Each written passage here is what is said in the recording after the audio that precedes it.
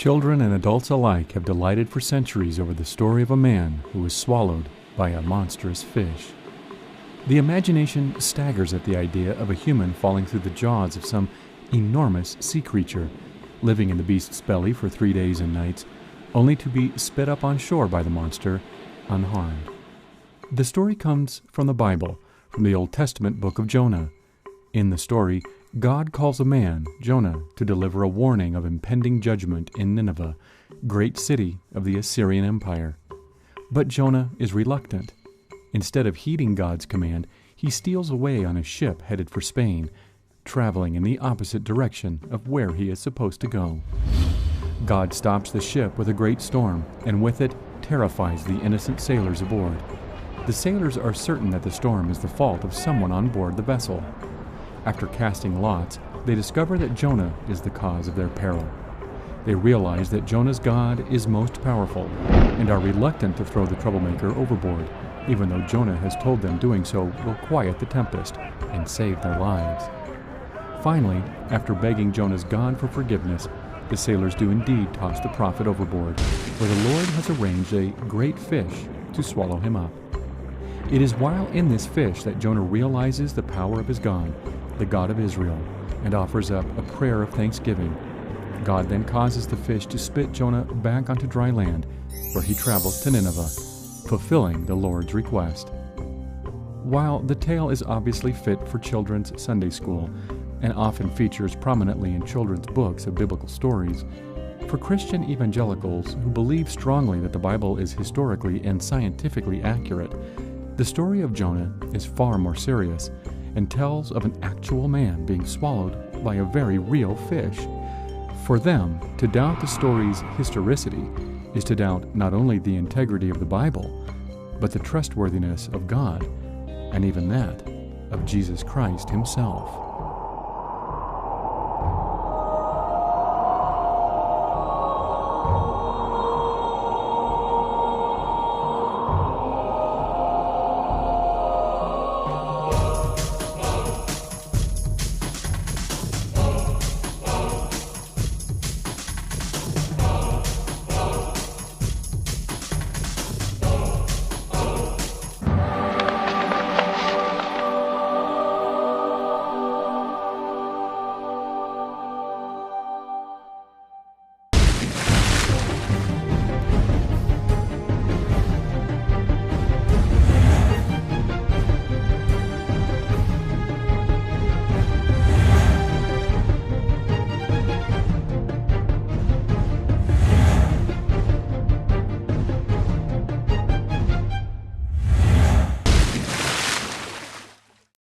Funding for this program was provided in part by the generous contributions of viewers like you via Patreon.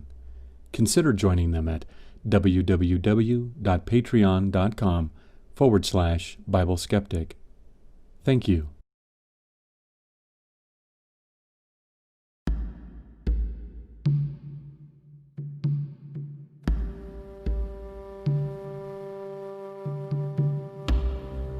The story of Jonah resonates far outside its pages as a fantastical tale of the Old Testament.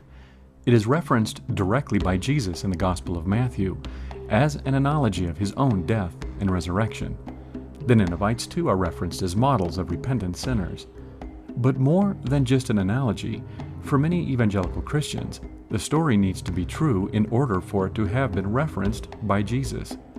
As Dr. Hank Lindstrom, former pastor of Calvary Community Church in Tampa, Florida, and host of Bible Line Ministries, noted, You know, when Jesus was asked for a sign as to who he was, he says in Matthew's Gospel, chapter 12, that an evil and an adulterous generation seeketh after a sign. He says, but there shall no sign be given to it but the sign of the prophet Jonah. For as Jonah was 3 days and 3 nights, it should read, in the fish's belly, so shall the Son of Man be 3 days and 3 nights in the heart of the earth. The Ninevites too are referenced by Christ, contrasted as repentant sinners against the evil men of Jesus' age. The men of Nineveh will stand up at the judgment with this generation and condemn it, for they repented at the preaching of Jonah. and now something greater than Jonah is here. Because Jesus referenced Jonah so directly, as a sign, as a former historical parallel for his own death and resurrection, and the Ninevites as present at the coming judgment, evangelicals feel forced to conclude that as Jesus was a historical person, so was Jonah. To deny the latter is to deny the former. What is interesting here is that Christ lays everything on the line. His credibility is laid on the line because he says, as Jonah, so shall the Son of Man be. So if the story of Jonah is a myth, if it's a fairy tale, if it's a lie, then the story about Christ is also a myth or fairy tale or a lie.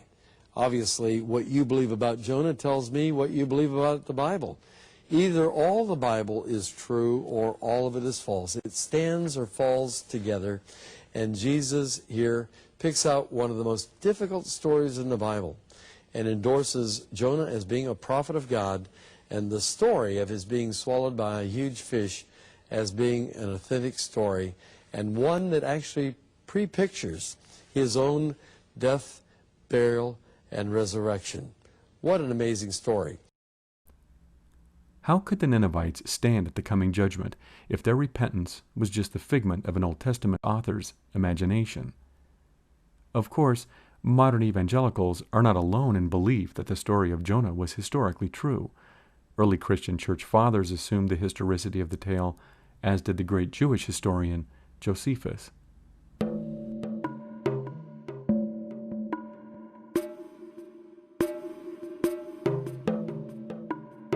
For as Jonah was 3 days and 3 nights, it should read in the fish's belly. It should read in the fish's belly. One of the problems some people encounter when studying the story of Jonah is in fact found in Jesus' use of it in the Gospel of Matthew. In the King James Version of the book of Jonah and many other English translations, the animal that swallows the prophet is called a great fish. Now the Lord had prepared a great fish to swallow up Jonah, and Jonah was in the belly of the fish 3 days and 3 nights. In Matthew's Gospel, however, the King James says the animal was a whale. For as Jonas was 3 days and 3 nights in the whale's belly, so shall the Son of Man be 3 days and 3 nights in the heart of the earth. Interestingly, this reference to being in the belly of a whale or fish is missing in Luke's Gospel, although there too the sign of Jonah is given, but only as it parallels Jesus as a sign to his generation, as Jonah was a sign to the people of Nineveh. Some skeptics note the problem that Matthew refers to Jonah as having been in a whale, while the book of Jonah states it was a great fish, and highlight the apparent contradiction as proof that the Bible is not infallible, and that it indeed contains errors. On the surface, this argument seems true. Phylogenetic classification tells us that fish and whales are only related far distantly evolutionarily. A fish is a fish, and a whale is a mammal, evolved from a land-dwelling ancestor. However, many Christian apologists rightly look at the original Hebrew and Greek words translated in the King James, fish and whale, and have found a way to dismiss this particular criticism. The Gospel of Matthew uses the Greek word katos, which is translated whale by the King James, but elsewhere, in other translations, it is found as fish or sea creature. In this way, Christian apologists simply say katos, as used in Matthew's Gospel, could be referring to any large sea animal, including a great fish. Therefore, no contradiction between Matthew and Jonah exists. Certainly, we cannot know the exact ancient definition of the Greek katos, what it specifically referred to in the ancient world. May it have been exclusively limited to whales? Or, as the apologists claim, may it have referenced whales along with any other large sea animal, as in the NIV and ISV, including imaginary monsters, as in Homer's Iliad?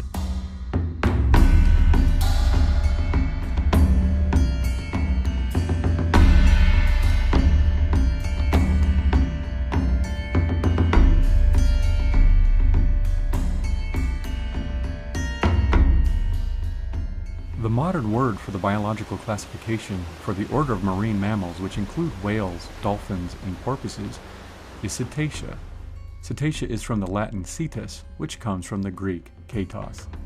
Could the sea monster of the Iliad have just been a whale? It certainly seems plausible. So could the same be true for the author of Matthew? Might Jesus have been referring to a whale, as is suggested by the Greek?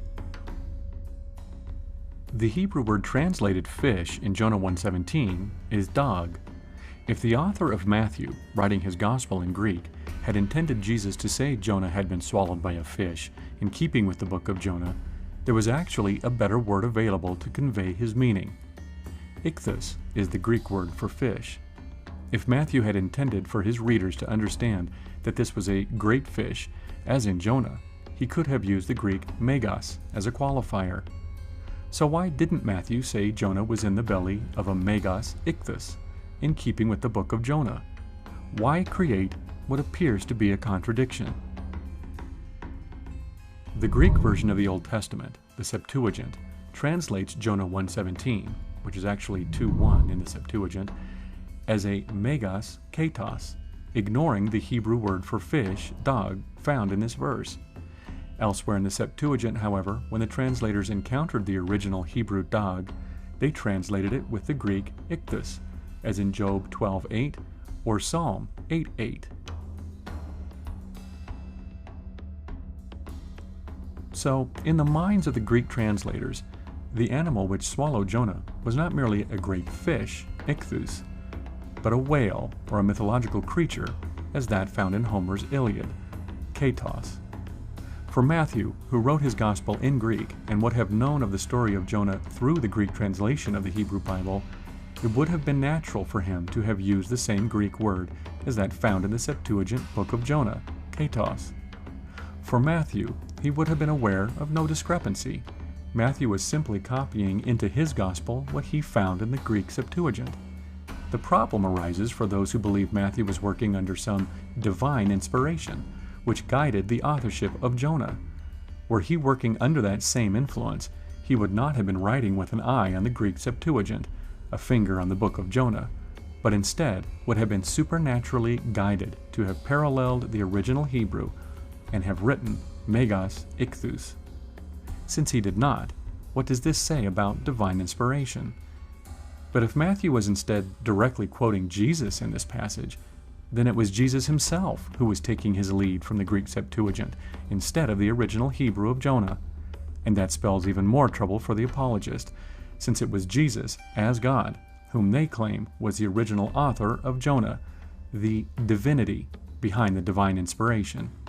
Shouldn't he have been intimately familiar with the original Hebrew of Jonah and inspired Matthew to have used the Greek ichthus as a parallel for the Hebrew dag, instead of mistakenly copying ketos from the Greek Septuagint?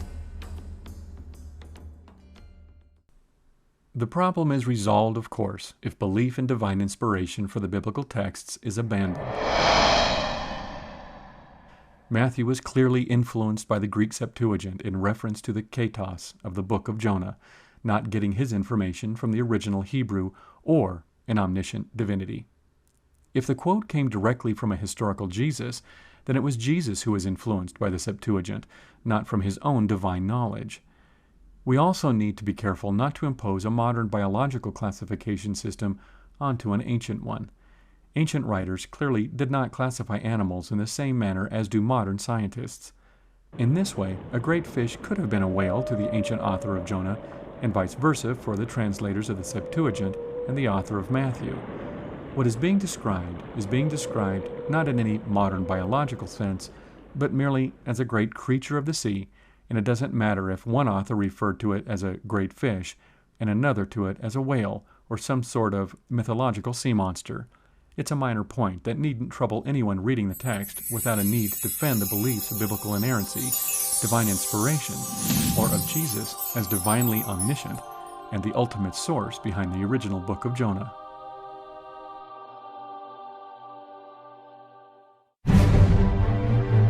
Next time on the Bible Skeptic's Book of Jonah, what sort of great fish could conceivably swallow a human being?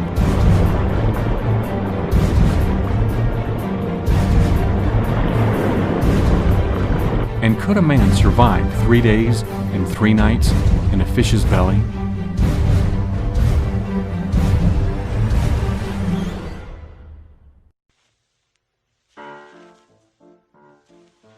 relative of the whale that swallowed Jonah. I'm the great-great-great-great-grandson of that fish, famous fish. And my grandfather always said that the preacher was poorly fed, 'cause the runaway prophet wasn't a tasty dish. Oh no, he wasn't a tasty dish. Now it all began in a storm when a ship was sinking, and they blamed it all on the guy who had thumbed a ride. So they said, let's throw him out, it'll plug this water spout.